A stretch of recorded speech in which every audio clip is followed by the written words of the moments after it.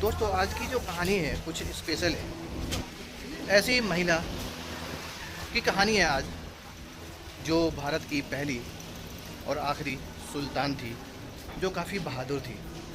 मैं उनकी ही गलियों में मैं आज घूम रहा हूँ। रजिया सुल्तान के मकबरे पर जाने के लिए ये रास्ता है, जो काफ़ी बिछी हुई गलियों से और काफ़ी जो है ना, यानी अंधेरी गलियाँ हैं। ये आप देख सकते हैं दोस्तों। तो इन इन अंधेरी गलियों से, इन बिछी हुई गलियों से हमें रज़िया सुल्तान के टॉम्ब पे जाना पड़ता है। और काफ़ी मशक्क़त, काफ़ी खंगालने के बाद हमें रज़िया सुल्तान का मकबरा मिल ही गया दोस्तों। हाय दोस्तों, कैसे हो आप सब? मैं उम्मीद करता हूँ दोस्तों आप लोग अच्छे होंगे। दोस्तों आज मैं आपको एक ऐसी कहानी की तरफ लाया हूँ, जो कि हमारे देश की पहली महिला सुल्तान थी और आखिरी भी थी। उनकी कहानी, उनके कब्र की तरफ मैं आपको लेके आया हूँ, चावड़ी बाज़ार। जी हाँ दोस्तों, जो पुरानी दिल्ली में चावड़ी बाज़ार है, और यहाँ की जो बिछी हुई गली, अंधेरी गलियों में से काफ़ी खंगालने के बाद पूरी चावड़ी बाज़ार को मैं यहाँ तक पहुँचा हूँ।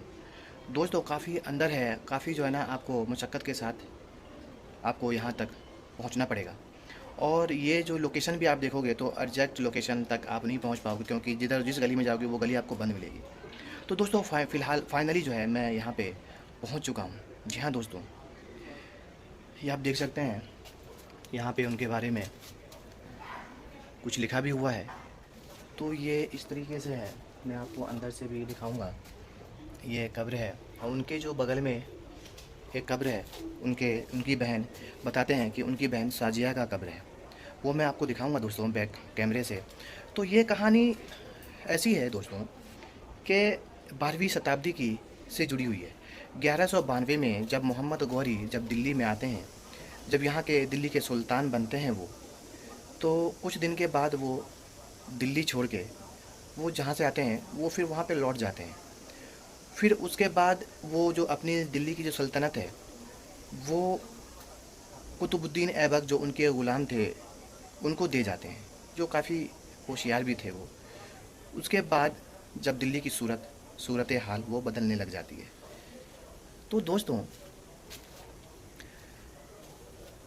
उसके बाद जब मोहम्मद गौरी का भी आखिरी दिन आता है, तो उनका भी एक ग़ुलाम होता है, सुल्तान अल्तमश। जी हाँ दोस्तों, फिर उसका दौर आता है। फिर उनको वहाँ का सुल्तान बना दिया जाता है। उनको सुल्तान बनाने के बाद उनके बच्चे होते हैं, और जिनमें से एक रज़िया सुल्तान भी होती है। जी हाँ दोस्तों, रज़िया सुल्तान सुल्तान अल्तमश की बेटी थी। सुल्तान अल्तमश वही हैं जो कुतुब मीनार में उनका मकबरा है। जी हाँ दोस्तों, फिर कभी जाना हुआ तो मैं आपको फिर से दिखाऊंगा, और मेरे कुतुब मीनार वाले ब्लॉग में आप उनकी कब्र देख भी सकते हैं। और तो अल्तमश के कुछ बेटे होते हैं, एक बेटी होती है, जिनमें से जो उनका एक यानी एक लड़का होता है, नसीरुद्दीन अहमद। वो लड़का उनका जो है ना काफ़ी होशियार होता है और नेक दिल होता है। तो एक एक जो सुल्तान की जो एक यानी एक जो सोच होती है वो ये होती है कि जो कबीले वाले हैं, गांव वाले, शहर वाले हैं, एक ऐसा राजा बने जो उनके लिए एक फ़ायदा कर सके, उनके लिए कुछ कर सके। तो नसीरुद्दीन जो महमूद होते हैं, उनके लड़के, उनको उनमें वो चीज़ दिखती है। तो उनकी किसी रीज़न से उनकी मौत हो जाती है। उनके जो बाकी बेटे होते हैं वो काफ़ी अय्याश और खाने पीने वाले, उड़ाने पुड़ाने वाले उनके बेटे होते हैं। तो उनके हाथों में जो है वो सल्तनत वो देना नहीं चाहते थे, और एक दिन जो है ना वो ग्वालियर किसी काम से, और किसी बहुत ही ज़रूरी काम से वो चले जाते हैं, और वो अपनी जो बेटी है रज़िया सुल्तान, उनको दे के जाते हैं। तो दोस्तों फिर उसके बाद एक मोड़ आता है, जब हम इतिहास को, पन्नों को खंगालते हैं अच्छे से, तो हमें ये मालूम पड़ता है कि जो रज़िया सुल्तान है उन्होंने सल्तनत को बहुत ही बखूबी और बहुत ही अच्छे से उन्होंने निभाया, और बहुत ही अच्छे से जो है ना यानी सल्तनत को संभाला। जब जो सुल्तान अल्तमश जब वो वापसी आते हैं ग्वालियर से, तो वो देखते हैं कि सल्तनत और भी बेहतर है। तो उन पे जो है एक उम्मीद जगती है कि चलो मेरे बाद एक सुल्तान है, पर बेटी है, और वो काफ़ी होशियार और काफ़ी बहादुर थी। जी हाँ दोस्तों, आप सुनते ही आ रहे होंगे। ये 1192 के बाद ये कहानी शुरू होती है, और अल्तमश, जो सुल्तान अल्तमश होते हैं, उनको यानी आखिरी जो सांस तक 1235 का दौर आता है जब रज़िया सुल्तान को सल्तनत पर बैठाया जाता है, जब वो सुल्तान वो उनका इंतकाल होता है। उससे पहले की भी मैं आपको जुड़ी हुई बात बताता हूँ। उनका जो भाई है एक रुकमुद्दीन, अल्तमश का ही एक बेटा था रुकमुद्दीन। तो उसने क्या करा है कि बाप को मरने के बाद उसने खुद ही घोषणा कर दिया कि मैं यहाँ का राजा हूँ, और वो अपने मन मर्जी वो सल्तनत को वो चलाने लग गया, रुकमुद्दीन फ़िरोज़।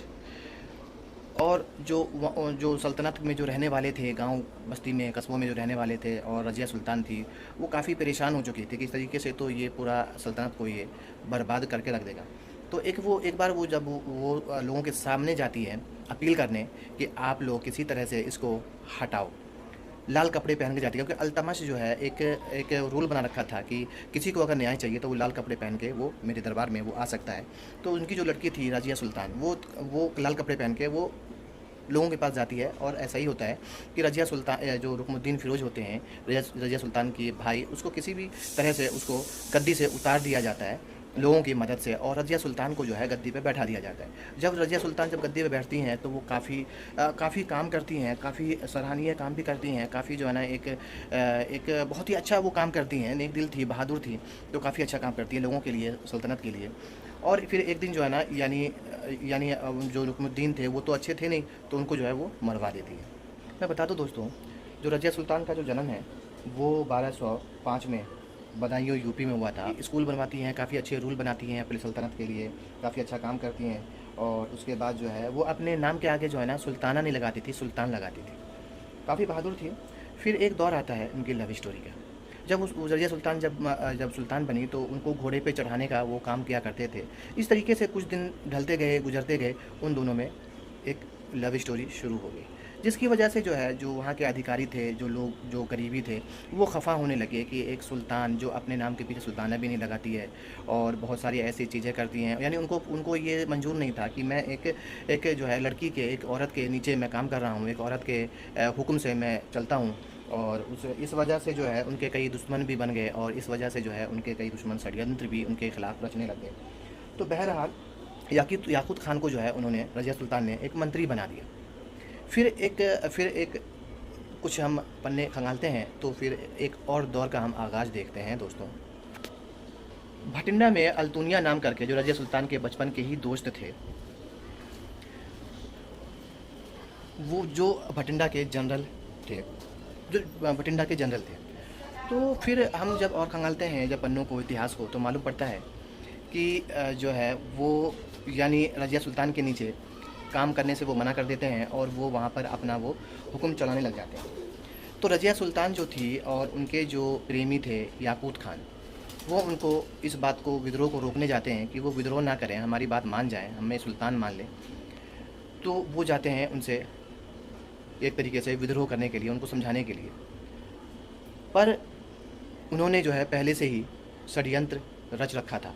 मैं बता दूं, एक दल था दल चालीसा, जो कि अल्तुमिश ने बनाया था, जो कि बहुत ताकतवर लोग थे। दल चालीसा में 40 लोग ऐसे थे जो बहुत ही ताकत रखते थे, किसी भी सेना, किसी भी जंग में वो जीत हासिल कर लिया करते थे। तो वो अल्तुमिश के थे, और फिर उसके बाद रज़िया सुल्तान के नीचे काम करने लगे। पर उनको भी ये बात गवारा नहीं करी कि मैं एक लेडीज़, एक औरत के सामने मैं नीचे मैं काम करूँ, उनकी हर बात को मानूँ उनके यहाँ पर। वो रज़िया सुल्तान बहादुर थी, वो ये नहीं चाहती थी कि मैं दूसरे के इशारे पे चलूँ, वो अपना हुक्म चलाया करती थी। तो इस वजह से भी जो है वो दल चालीसा थे, वो अल्तुनिया के साथ मिल गए, षड्यंत्र एक तरीके से रचा गया था। जब अल्तुनिया के साथ मिल गए तो जब ये याकूत खान और रज़िया सुल्तान जब जाती हैं उनको, उनसे विद्रोह करने के लिए, उनको समझाने के लिए तरीके से, बट उल्टा यानी हो जाता है। उन्होंने तो दल चालीसा भी मिला रखे थे अपने पास और पूरा षड्यंत्र रख रखा था। देखो, जब इंसान षड्यंत्र रचता है तो बड़े से बड़ा जो है ना, यानी एक ताकतवर इंसान को वो मार सकता है। तो उसने जो है रज़िया सुल्तान को कैदी बना लिया और याकूत खान जो उनके प्रेमी थे उनको मार डाला, उनका कत्ल कर डाला।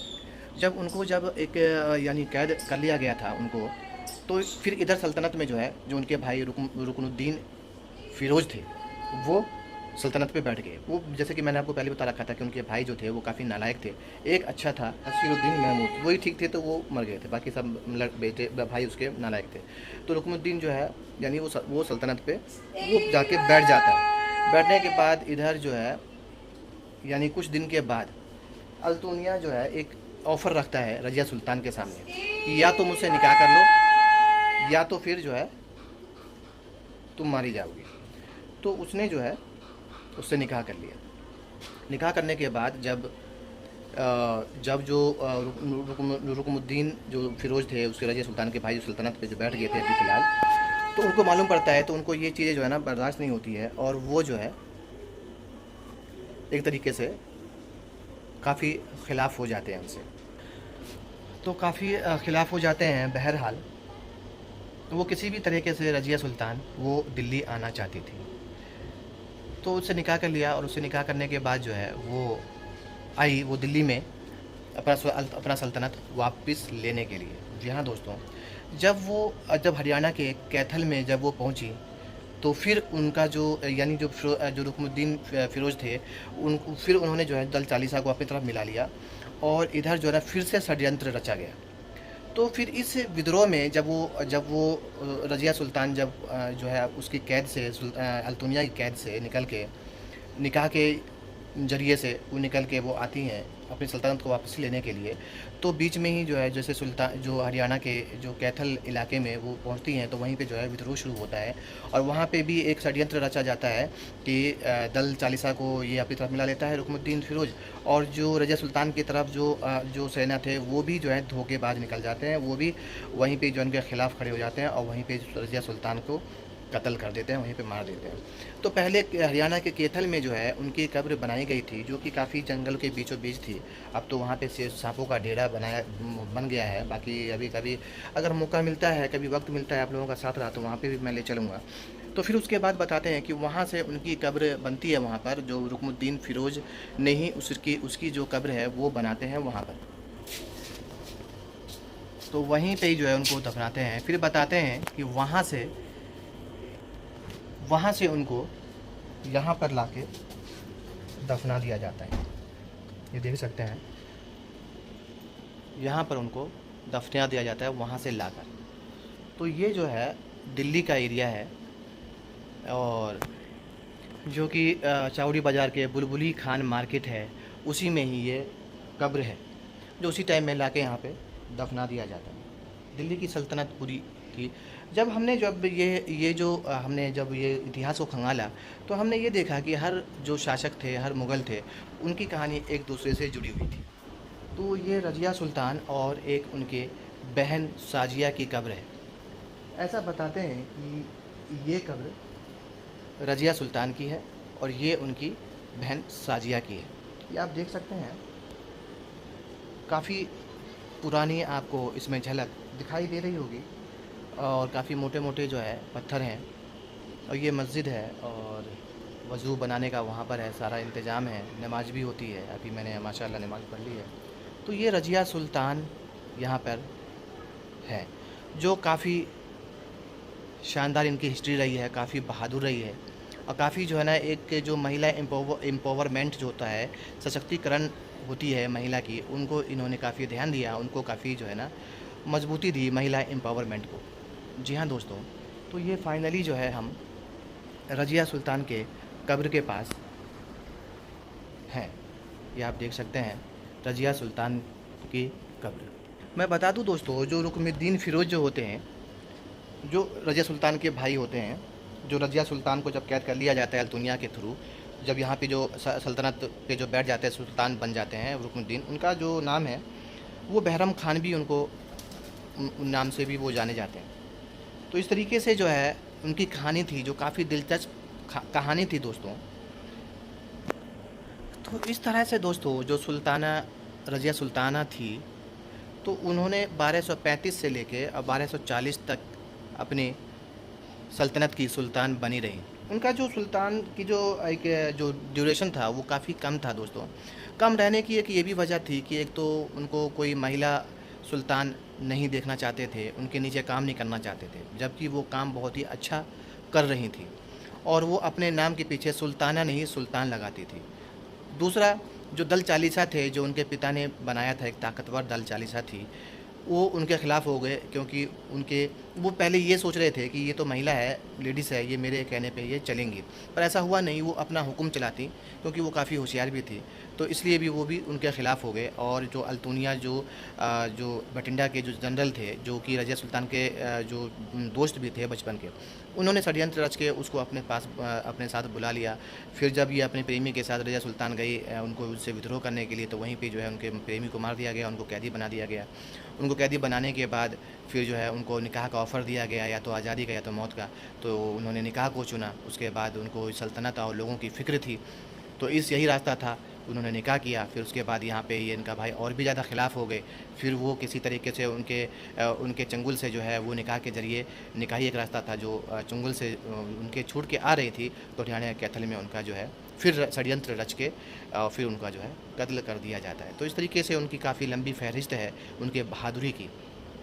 तो दोस्तों काफ़ी बहादुरी से उन्होंने जो है जो 4-5 साल का जो उनका जो सुल्तान का जो उन्होंने गद्दी संभाली, काफ़ी उन्होंने जो है अहम काम भी किए, स्कूल बनवाए, लोगों के लिए अच्छे काम किए, टैक्स को उन्होंने जो उस टाइम का ख़त्म कर दिया, और काफ़ी अच्छा काम भी कर रही थी। तो ये आप देख सकते हैं रज़िया सुल्तान की कब्र। जी हाँ दोस्तों। तो दोस्तों कैसा लगा आपको रज़िया सुल्तान की कहानी और यहाँ की गलियाँ, यहाँ के रास्ते और आज का व्लॉग? तो दोस्तों आप बता सकते हैं और कमेंट कर सकते हैं, और मेरे चैनल को सपोर्ट कर सकते हैं, सब्सक्राइब कर सकते हैं, और दोस्तों लाइक भी कर देना दोस्तों, ताकि मैं आपके लिए आगे और भी बेहतरीन वीडियो और भी बेहतरीन जो है व्लॉग मैं आपके लिए बनाता रहूं दोस्तों। तो ये मेन दरवाज़ा है, ये रज़िया सुल्तान की कब्र है। तो दोस्तों आज के लिए मुझे इजाज़त दें। आज का जो व्लॉग है हम यहीं पे एंड करते हैं। जब तक आप मुझे इजाज़त दें, फिर मैं कल लाऊंगा एक बेहतरीन व्लॉग। तो दोस्तों मुझे सपोर्ट करें, मेरे चैनल को सपोर्ट करें, मेरे चैनल को सब्सक्राइब करें। फिर मिलेंगे दोस्तों। तो अलविदा दोस्तों, बाय।